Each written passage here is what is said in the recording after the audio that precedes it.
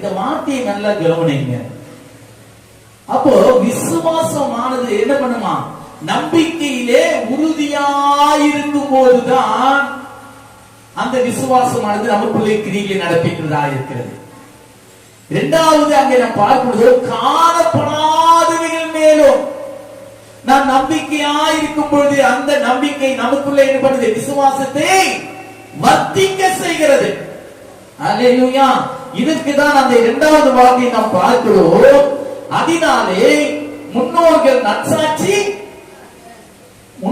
நற்சாட்சி பெற்றார்கள். அல்லேலூயா. யார் முன்னோர்களை நாம் பார்க்கிறோம்? நம்முடைய விசுவாச தகப்பன் யாரு? ஆபிரகாம், சாரா. அது மாத்திரமே எல்லாரும் காட்டிலும் அங்க யாரு நம்ம பார்க்கிறோம்? ராகாப் என்ற வேசியை பார்க்கிறோம். அவர்களுடைய விசுவாசத்திலே வல்லவர்களாய் இருந்தார்கள் என்று நாம் பார்க்கிறோம். அப்படிப்பட்ட விசுவாசத்திலே நாம் நிலைத்திருக்கிறவர்களாய் காணப்பட வேண்டும்.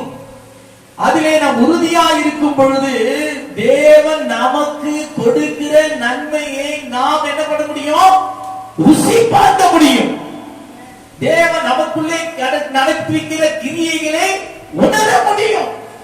அந்த விசுவாசம் நமக்குள்ளே இல்லாதிருந்தால் நாம் ஒன்றையும் தேவனிடத்திலே எதையும் பெற்றுக்கொள்ள முடியாது.